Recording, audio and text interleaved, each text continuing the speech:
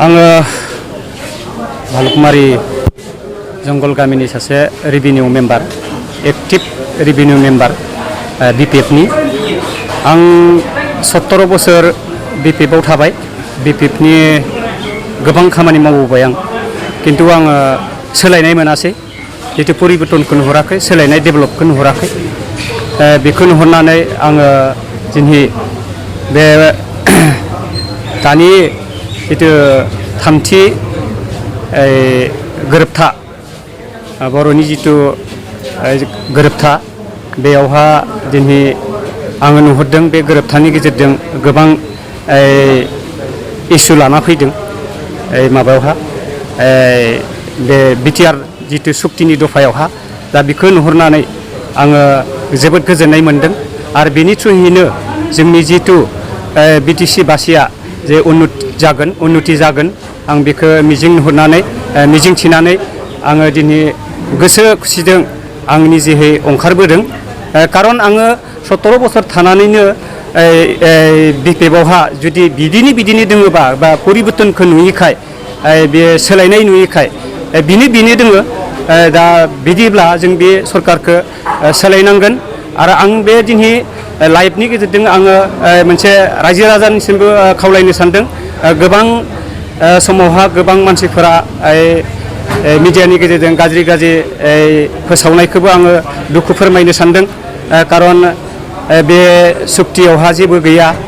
BTR सुक्तियावहा जेबो गैया होनना बुंनाय मानसिफोरा बिसोरनियाव खर'हा जेबो गैया होननानै सानदों आङो मानोना बिटिआर सुक्तियाव जेबो गैयामोनब्ला आरो जितु आगोलनि जितु बिटिसियावहा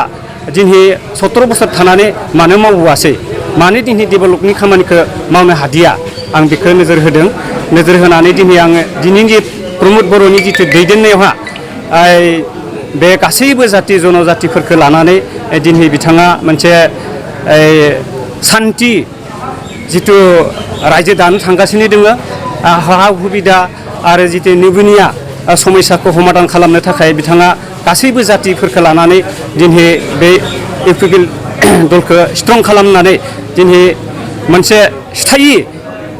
गोजोन थासारि लाबोनो आरो जितु गोलैसोनानै थानाय गोबां MA BA पास खालामनानै दिनै साकरि मोनाखै बिथांमोना गोदाव सोराव जाना दोङो आरो किसुमाना नबिना जितु समस्यायावनो बांगालर हारियाना गवा बेफोराव थांनानै दिनै गावनि जिबनखौ सोलिनो थाखाय गोदाव सोराव बेबायदि जानायखौ नुदों जाहाथे बेखौ नुहुरनानै हयथ' जोंनि बे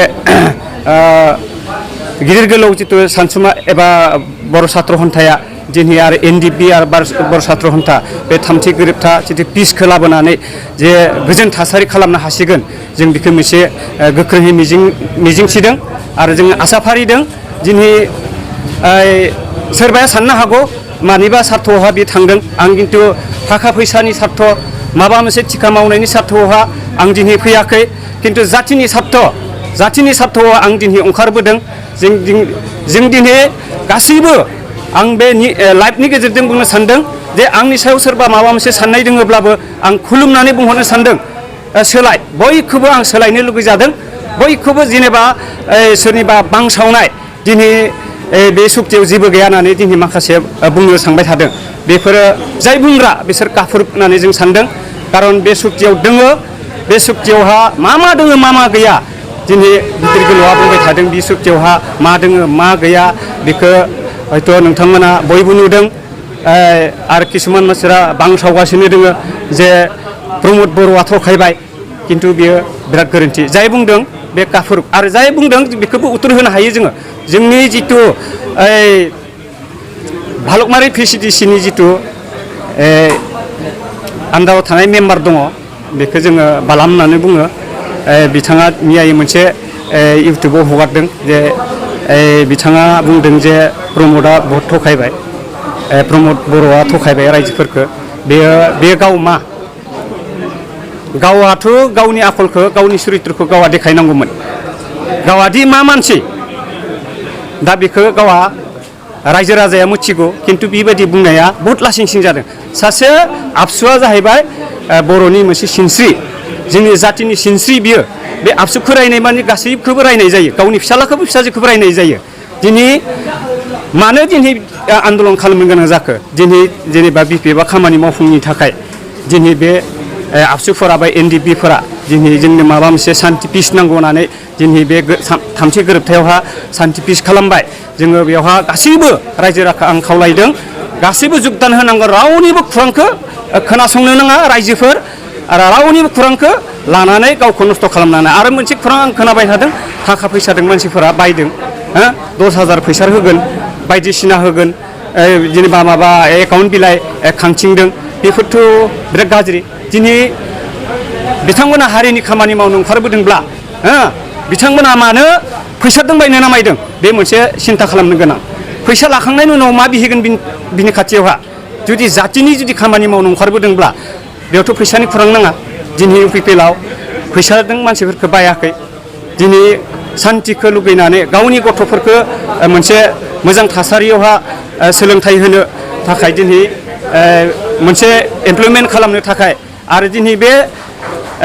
सुक्तिनि गेजेरजों जेबादि जों मोननो हादों बेखौ इमप्लिमेन्ट खालामनायनि गेजेरजों जुदि दफाफोरखौ मावफुंनो हायोबा बेयावनो जों गासैबो जिबनखौ निबा खालामनानै थानो हागोन जों बेखौ मिजिंनानै दिनै ओंखारनांगौ जों बयबो खिन्थु रावबो फैसादों बायजानाङा थाखा फैसादों गावखौ बरबाद खालामनाङा आं बेखौ आंनिफ्राय दिनै बुंदों आं मानो बुंदों नोंथांमोना आंखौ हयथ' नुबाला बुंनो आंनि बिनि फिननायखौ होफाफिनांनो मानि थाखाय फायदों आं खिन्थु रावखौबो सोरबा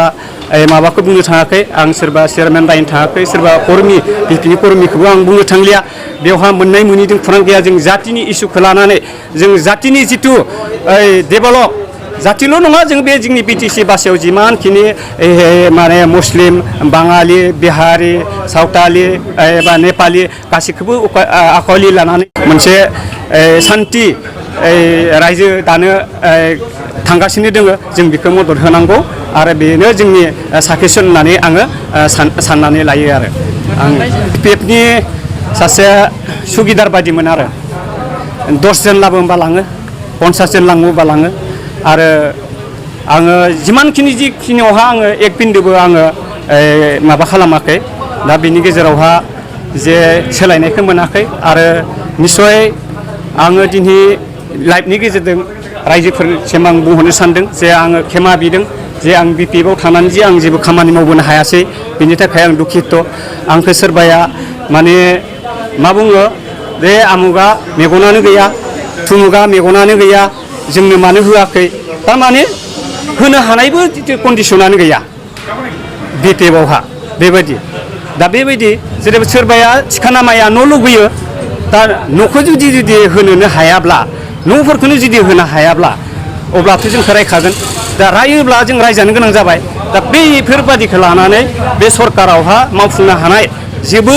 माबा गैया होननानै आरो दुर्नितिया निस्सय दोङो आं बेखौ साननानै गोजौनि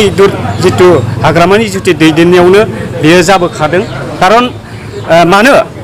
दिनै जोङो मोनसे बाब लानानै सनमान मोननांगौमोन दिनै बाब लानानै जोङो असनमान मोनदों दा मानो रायखोमा जानो गोनां जादों दिनै साथा खुन्दुं कम्बल लानानैसो दिनै जोङो राजनिथि खालामनो हाया साथा खुन्दुं कम्बल एबा ब्लेंकेटजोंथ' जों दिनै रायजोआ जौगाया समाजा जौगाया जोंनो माबा मोनसे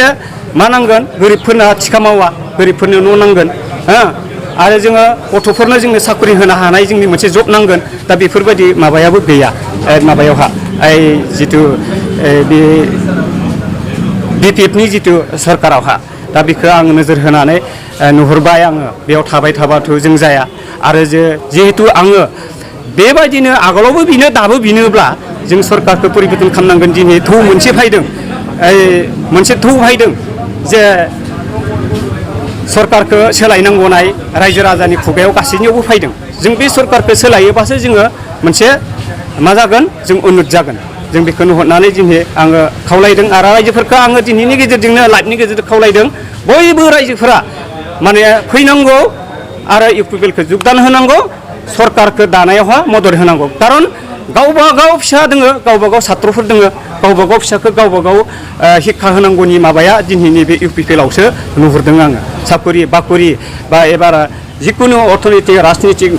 बिथिंथिं बे इउपिपिएलआसो मावगोन आरो जोंनो लिडारखौ सायख'नांगौ जादों दिनै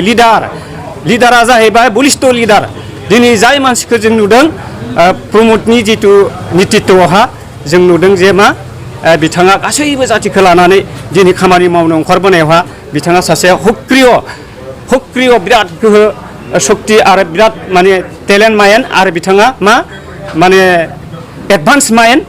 आरो बिथाङा गासैखौबो समान अधिकार अननाय होनो हागोन आरो मानसिफोरखौ बियो मा खालामनो हागोन गोजोन होनो हागोन होननानै आंहा मोनसे आसा दङ।